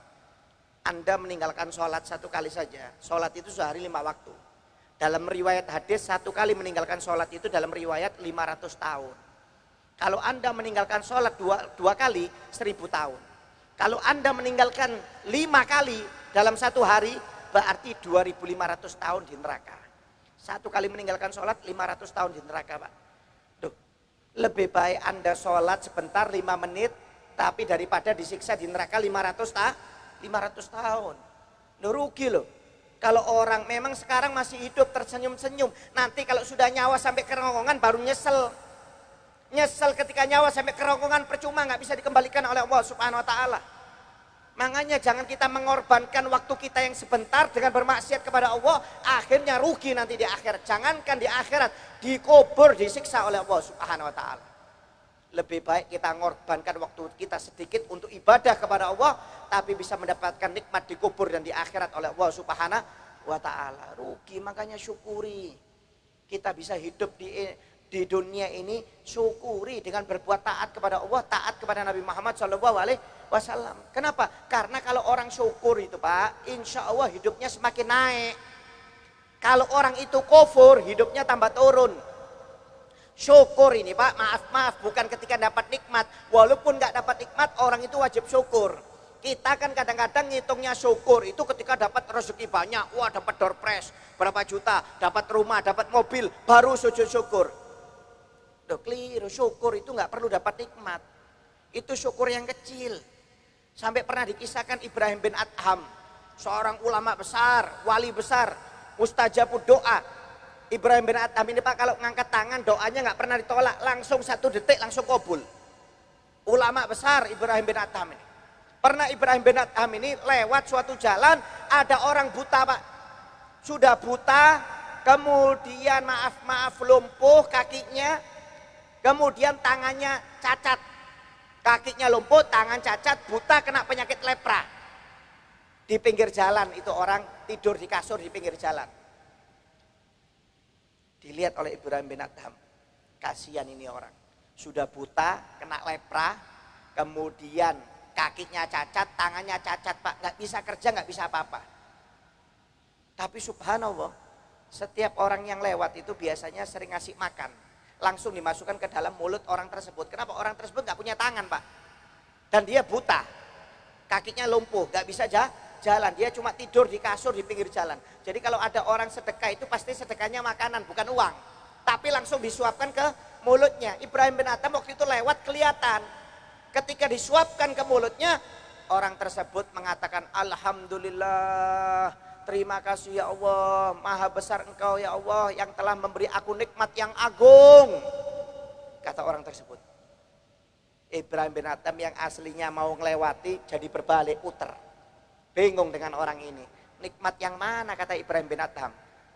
Ini dikasih buta, dikasih lepra, dikasih lumpuh kakinya, dikasih cacat tangannya, dia mengatakan terima kasih ya Allah atas nikmatmu yang agung. Bingung Ibrahim bin Adham, nikmat yang mana ini? Kata Ibrahim bin Adham. Didatangi oleh Ibrahim bin Adham, Assalamualaikum. Dijawab oleh orang tersebut, Waalaikumsalam ya Ibrahim bin Adham. Kaget Ibrahim bin Adham. Aina ta'rifuni? Dari mana engkau mengenal aku? Aku tidak menyebut namaku. Dan engkau tidak bisa melihat aku, tidak kenal dengan aku. Bagaimana engkau kenal dengan aku kalau aku Ibrahim bin Adham? Ma jahiltu mundu araftullah. Kata orang tersebut, aku tidak pernah bodoh semenjak aku kenal dengan Allah Subhanahu wa taala. Aku kenal dengan siapapun. Walaupun aku buta, kata orang tersebut. Subhanallah, gak taunya wali Allah Pak. Walaupun buta wali. Ibrahim bin Adham ini wali loh. Ibrahim bin Adham gak kenal dengan orang tersebut, gak tahu namanya. Ini orang malah kenal dengan Ibrahim bin Adham. Makanya jangan suka menganggap remeh orang. Kadang-kadang yang kita anggap remeh itu lebih afdol daripada kita. Ini contoh yang konkret. Ibrahim bin Adham ini ulama besar, wali besar, sufi besar. Semua orang kenal dengan Ibrahim bin Adham. Doanya mustajab, bahkan sering diperbincangkan malaikat. Ini Ibrahim bin Adham ini, saking alimnya, saking mustajabnya doa. Cuma Ibrahim bin Adham aja yang wali, nggak kenal dengan orang tersebut. Nggak taunya orang ini malah kenal dengan Ibrahim bin Adham. Subhanallah. Kata Ibrahim bin Adham, wahai fulan, saya mau tanya, kamu tadi ketika disuapi oleh orang, kamu mengatakan terima kasih ya Allah atas nikmatmu yang agung. Saya mau tanya, nikmat yang mana yang kamu miliki? Kamu ini dikasih buta oleh Allah Ta'ala, kamu dikasih penyakit lepra, dikasih cacat tangan maupun kaki. Kenapa engkau mengatakan ini nikmat yang agung? Kata orang tersebut, memang kadang-kadang orang cuma lihat dohirnya saja. Kata orang tersebut. Tapi aku dikasih nikmat dua oleh Allah Subhanahu wa taala yang belum tentu dimiliki oleh orang yang normal, yang tidak cacat. Aku memang boleh cacat kaki, cacat tangan, buta, lepra, tapi aku dikasih dua nikmat yang besar yang belum tentu diberikan kepada orang lain yang normal, yang tidak cacat, yaitu lisanun dzakir wa qalbus syakir. Saya diberi oleh Allah Ta'ala lisan yang selalu memuji, berzikir kepada Allah, tidak pernah berhenti, dan dikasih hati yang selalu bersyukur kepada Allah Subhanahu wa Ta'ala. Itu alhamdulillah. Saya walaupun dikasih cacat, saya syukur. Saya dikasih hati yang selalu bersyukur kepada Allah dan lisan yang selalu berzikir kepada Allah Subhanahu wa Ta'ala. Berapa banyak Pak orang yang dikasih sehat gak pernah zikir kepada Allah Ta'ala Pak? Berapa banyak orang yang dikasih jabatan tinggi, uang banyak, tapi tetap gak syukur, pingin tambah terus. Berapa banyak ini orang dikasih cacat, sudah miskin, tapi memiliki hati yang selalu bersyukur dan lisan yang selalu berzikir. Lebih hebat mana kita dengan orang tersebut? Kita normal tapi nggak pernah zikir. Kita normal tapi nggak pernah bersyukur kepada Allah Ta'ala. Kufur, selalu mengeluh kepada Allah Ta'ala, tidak pernah terima kasih kepada Allah Ta'ala. Dikasih cobaan sedikit mengeluh, dikasih problem sedikit mengeluh. Nggak ingat dengan nikmat-nikmat yang lainnya yang diberikan oleh Allah Ta'ala. Mana yang lebih afdal, kita apa orang tersebut? Orang tersebut cacat Pak, tapi hati dan mulutnya luar biasa, tidak pernah berhenti dan bersyukur kepada Allah Subhanahu wa Ta'ala. Jadi maaf, syukur itu jangan ketika dapat nikmat. Itu cuma tambahan. Kita ada problem, nggak ada problem, itu selalu bersyukur kepada Allah Ta'ala. Sampai pernah dikisahkan Pak, maaf. Ada seorang menteri, ya, dia ini sering berburu dengan rajanya. Sering berburu dengan raja. Subhanallah, waktu itu berburu biasanya Pak selalu dapat buruannya. Ini berburu 2 minggu dengan raja nggak dapat apa-apa. Si raja ini sudah jengkel, berburu 2 minggu nggak dapat apa-apa. Ya, kata si menterinya, wahai raja, alhamdulillah, mudah-mudahan ada hikmahnya. Mudah-mudahan ada hikmahnya, kita syukuri aja lah. Walaupun nggak dapat, alhamdulillah. Sudah jengkel raja ini, ditambahi jengkelnya. Ini anggapan raja ini, orang ini menghina saya berarti. Sudah nggak dapat, dikatakan alhamdulillah. Nggak lama kemudian ketika raja ini sudah mau sampai kerajaannya, istananya Pak, terkena duri, luka tangannya, sobek besar. Sobek besar tangannya itu, terkena duri, jatuh, terkena duri, sobeknya besar. Kata si menterinya atau ajudannya ini, alhamdulillah, mudah-mudahan ada hikmahnya ini. Alhamdulillah ada hikmahnya. Marah si raja, kamu ini kurang ajar memang. Saya sudah marah dari kamu dari pertama. Kita berburu 2 minggu nggak dapat, kamu mengatakan alhamdulillah, seakan-akan kamu menghina. Kemudian ini saya sudah terjatuh, luka, kamu juga mengatakan alhamdulillah. Berarti kamu ini menghina saya, kata si raja. Awas kamu, sampai istana kamu saya masukkan penjara. Saya jebloskan penjara. Raja punya wewenang. Akhirnya subhanallah sampai masuk penjara Pak, dijebloskan penjara. Dijebloskan penjara oleh si raja. Karena dianggap menghina raja. Subhanallah, berapa hari kemudian rajanya berburu sendiri. Ketika berburu sendiri Pak, si raja ini ketemu orang primitif. Yang suka menyembah dan memberi sesajen manusia. Akhirnya subhanallah raja ini ditangkap oleh orang primitif tersebut, mau dijadikan sesajen. Mau dijadikan sesajen. Akhirnya ketika mau dijadikan sesajen, sesajennya itu harus orang normal. Nggak taunya ketika dilihat, ternyata raja ini ada cacatnya di tangannya, sobek. Sobek. Kata orang primitif tersebut kepada ketuanya, wahai ketua, ini orang ini cacat. Ada sobeknya di tangan. Oh jangan kita sembahkan sesajen ini kepada Tuhan kita, kalau yang cacat lepaskan sudah, nggak bermanfaat ini orang. Lepaskan. Subhanallah, dilepas Pak. Dilepas.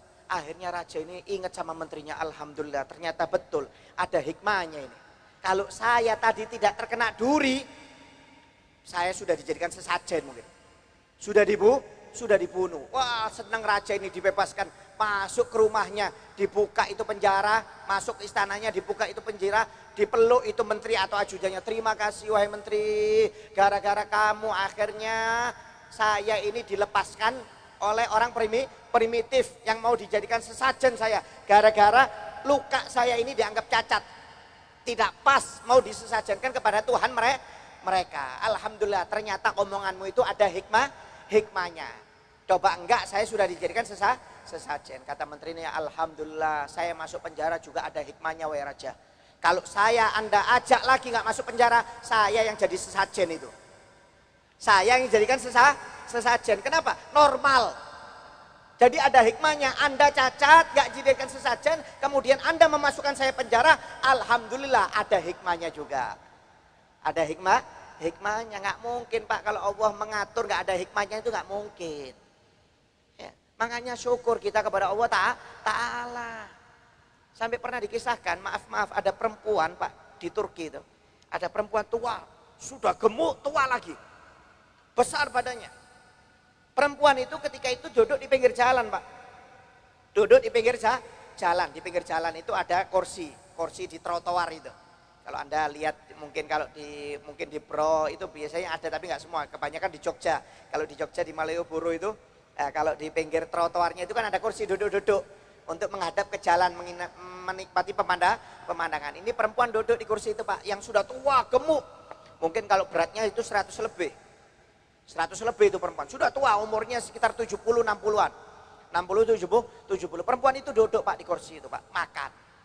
Ketika makan mau ngambil minumannya jatuh ini. Gelasnya ini. Jatuh botolnya. Dia mau berdiri gak kuat. Besar badannya. Di sampingnya itu ada anak-anak lagi main game. Anak muda main game. Perempuan tersebut memanggil, wahai anak muda minta maaf. Tolong ambilkan minuman saya yang jatuh itu. Ambilkan minuman saya yang jatuh. Saya nggak bisa berdiri, nggak tahan. Anak permuda itu cuma senyum aja. Sambil melanjutkan permainan gamenya itu. Nggak tahu PUBG kah itu, apa Mobile Legend itu. Kan sekarang orang kan mainnya game terus, nggak tua, nggak muda, nggak kakek-kakek main game. Penyakit memang zaman sekarang ini. Saya paling anti kalau lihat orang sudah main game ini. Kenapa? Nggak fokus. Kadang-kadang penjual main game. Ngelayani orang sambil pesan apa Pak? Pesan apa Pak? Oh, minta ditempeling ini penjual kayak gini, ini kurang ajar ini. Nggak menghargai pembeli kan raja. Ini pemuda ini main game. Mungkin saking seriusnya cuma ngetahui perempuan tersebut meremehkan. Maksudnya ambil sendiri. Saya ini lagi serius main game. Akhirnya perempuan tersebut Pak mau nggak mau Pak berdiri sambil berat ngambil minumannya. Supano ketika manggil minumannya mau kembali nggak taunya dari atas itu gedung itu kacanya jatuh menghancurkan tempat duduknya perempuan tersebut.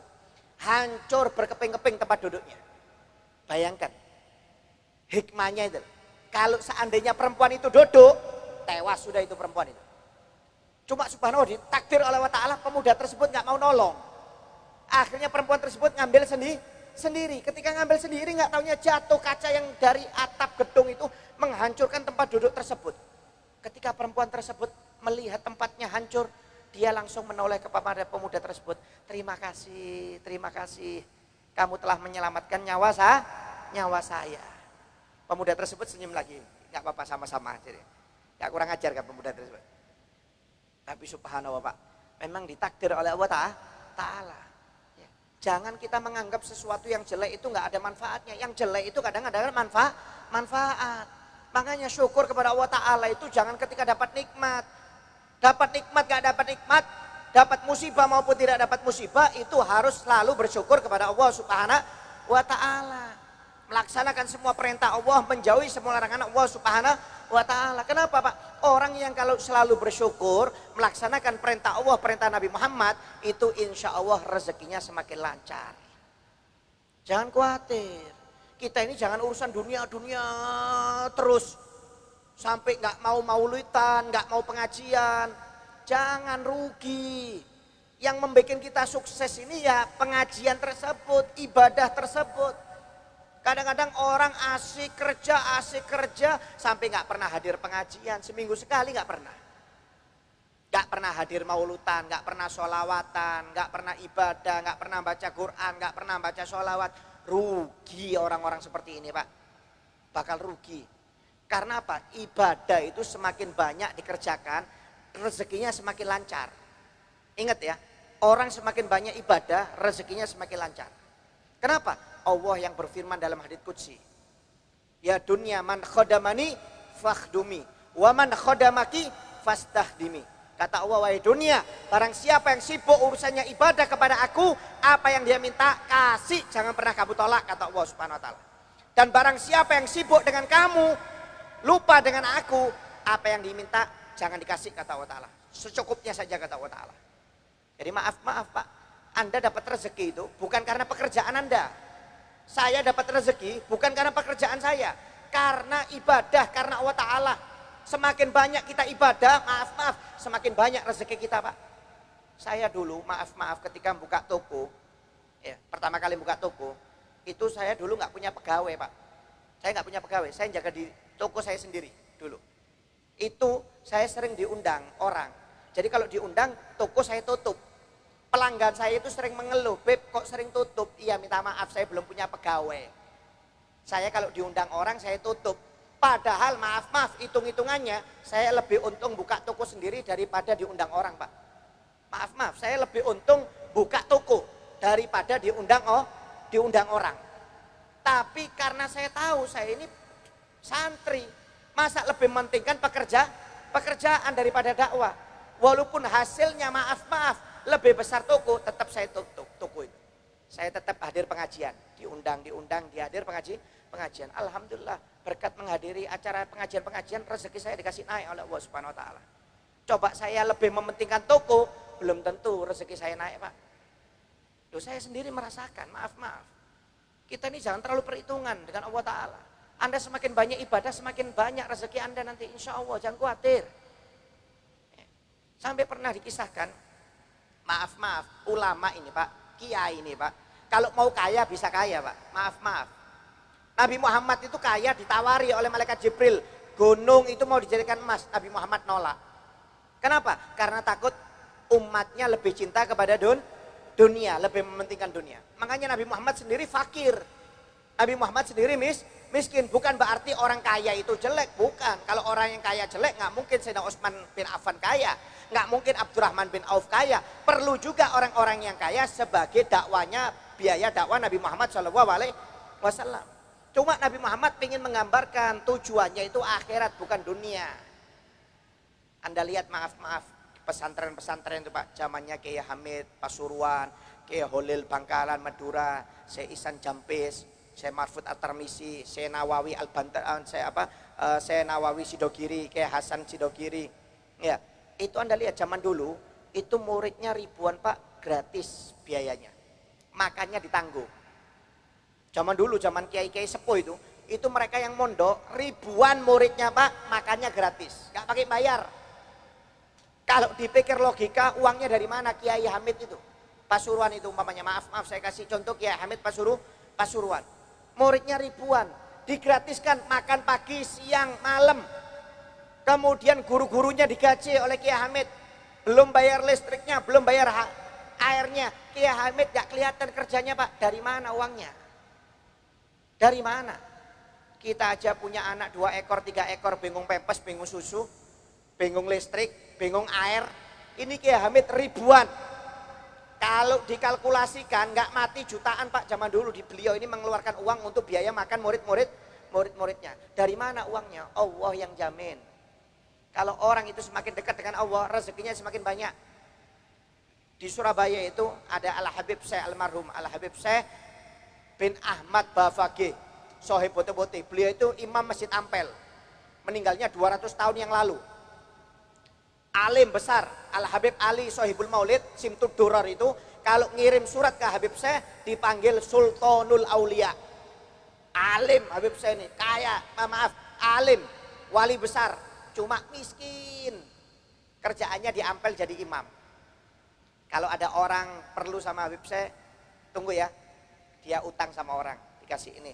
Nanti ada orang lagi butuh uang, perlu keperluan, tunggu ya kata Habib Syekh. Nanti dia cari orang yang kaya lagi, utang, dikasihkan. Jadi kerjaannya ngutang. Ngutang untuk bantu fuqara wal masakin. Padahal beliau sendiri fuqara wal masakin. Kapan Habib bayarnya? Nanti seminggu. Habib kapan bayarnya? 10 hari. Akhirnya banyak yang diutangi oleh Habib Syekh ini. Akhirnya suatu saat datang geruduk, Pak, orang yang ngutangin ke Habib Syekh. Habib, ini sudah jatuh tempo. Mana utangnya? Bayar. Ya, bukan 1-2 orang ini yang nagih. Habib Syekh bingung, nggak ada uang saya ini. Nggak bisa, ini sudah jatuh tempo. Jangan bikin malu, Habib. Ya, Habib ini kan ulama, imam Masjid Ampel. Masa utang tidak sesuai jatuh tempo? Bahasanya sudah menentukan sekian, tapi sudah lebih ini. Wah, akhirnya Habib Syekh gak repot, Pak. Sholat ngambil sejadah, sholat sunnah 2 rakaat. Allahu Akbar. Setelah sholat doa ya. Setelah doa dibuka sejadahnya, Pak, ada uang. Berapa utang saya sama kamu? Umpamanya 3 juta. Ambil 3 juta, nggak boleh lebih. Dari sejadahnya ini diambil. Saya utang sama kamu berapa? 5, Habib. Ambil, nggak boleh lebih. Diambil. Sampai berapa orang itu ngelihat. Setelah selesai semuanya dibayar, ditutup lagi oleh Habib. Habibnya masuk ke dalam, dibuka, nggak ada uangnya. Nggak ada, Pak, uangnya, Pak. Bayangkan. Subhanallah. Duh, orang dulu kalau mau kaya, kaya Pak. Tinggal sholat, buka sajadah, ada uang. Cuma saya belum berhasil. Berapa kali saya sholat, buka sajadah, kecoa isinya. Nggak ada uangnya. Subhanallah. Itu kalau orang yang dekat dengan Allah Subhanahu wa ta'ala. Dunia itu datang dengan sendirinya. Semakin banyak ibadahnya, semakin dekat, apa yang diminta oleh orang tersebut tidak akan ditolak oleh Allah Subhanahu wa ta'ala. Ini hadits qudsi. Bahkan Ibn Hajar al-Haytami pernah dikisahkan ada ulama besar namanya Ibn Hajar, ulama fikih, madhab Syafi'i. Pada waktu itu yang terkenal ada 3 orang, Ibn Hajar, Imam Romli, sama Al-Khatib. Ini 3 ulama besar yang satu zaman. 3-tiganya berguru kepada abahnya Imam Romli. Imam Romli ini punya abah, kiai besar, ulama besar. Punya pesantren besar. Punya murid 3 yang terkenal, yaitu anaknya sendiri, Imam Romli. Kemudian Ibn Hajar yang miskin dan Al-Khatib yang miskin. Ya maaf karena anaknya kiai, kalau kata orang sekarang Gus sering didatangi, dikasih uang, kasih buah-buahan, sering sowan. Kan namanya kiai kan, orang kalau cinta kepada kiai atau Gus itu kan sering datang bawa hadiah. Ini sering ngasih. Akhirnya Imam Romli kaya. Kenapa? Karena abahnya ulama besar. Jadi sering ada orang sowan, kalau nggak ketemu abahnya, ketemu sama Imam Romli. Jadi Imam Romli kaya raya Pak. Kaya. Ibn Hajar miskin orangnya. Akhirnya istrinya Ibn Hajar ini waktu itu ngomong kepada suaminya, wahai suamiku, aku pingin mandi sauna. Pingin mandi sauna. Kata Ibn Hajar, sabar ya, saya nggak punya uang. Saya kerja dulu, nanti kalau sudah terkumpul, kamu bisa mandi sauna. Tahu mandi sauna Pak? Spa, mandi spa. Ya spa atau sauna itu bukan zaman sekarang, mulai zaman dulu sudah ada pemandian air panas Pak, sauna, spa. Akhirnya Ibn Hajar ini nabung, kerja nabung, dapat seminggu terkumpul untuk beli 1 tiket kolam sauna itu atau spa tersebut. Dikasih kepada istrinya, mungkin anggap 50.000 atau 100.000 untuk mandi sauna, dibawa oleh istrinya 100.000 ini. Untuk beli tiket satu orang. Nggak taunya sampai tempat pemandian sauna, nggak taunya tempat pemandian saunanya sudah ditutup selama seminggu, di booking oleh istrinya Imam Romli. Orang lain nggak bisa masuk. Bayangkan, sudah ngumpulkan, ini istrinya pas kepingin mandi, istrinya Ibn Hajar ini nggak taunya sudah dapat uang dari suaminya, nggak taunya ketika berangkat ke tempat pemandiannya sudah di booking oleh istrinya Imam Romli selama seminggu, tidak ada orang lain yang boleh masuk. Langsung marah, naik darah ini istrinya Ibn Hajar. Memang suami saya ini tidak bermanfaat, ilmunya nggak mendatangkan uang.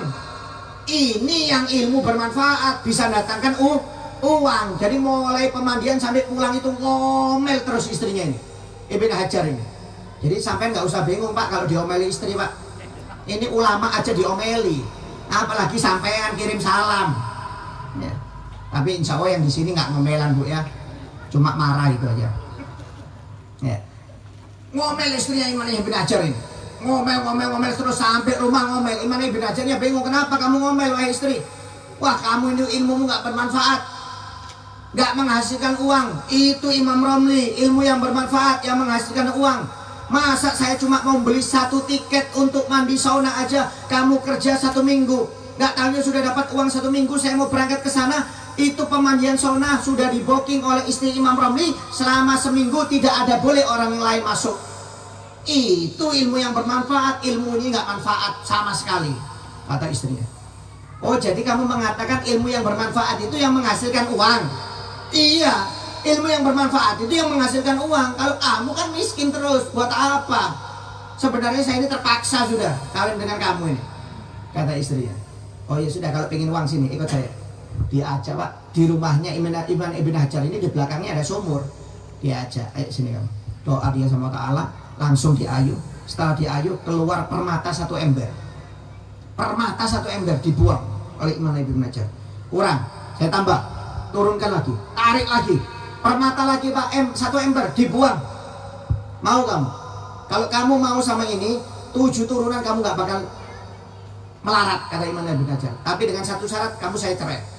Silakan kamu pilih harta, saya kasih ini semua harta permata, 7 turunan kamu nggak akan melarat, nggak akan miskin. Tapi dengan 1 syarat, kalau kamu milih harta ini, permata ini, kamu cerai dengan saya. Tapi kalau kamu pilih saya, nggak boleh ngambil ini harta. Bingung istrinya, keluar keramatnya Iman Ibn Hajar. Wah, ini wali ini berarti suami saya ini. Dari dulu nggak nyangka kalau suaminya wali, baru kelihatan permata baru dibilang wali. Ya, wali ini istri saya, suami saya. Akhirnya ngerayu, ya sudah, saya tahu bahwasanya kamu orang baik, kamu ini orang besar. Tapi lah, gimana kalau permata ini kita ambil satu aja lah, buat kenang-kenangan, kenang-kenangan kata istrinya. Ya, pada suruh milih, ambil semuanya, dicerai atau milih Iman Ibn Hajar, tapi nggak boleh pilih permata. Kata istri, satu aja, buat kenang-kenangan lah, atau enggak buat biaya hidup kita selama setahun ini.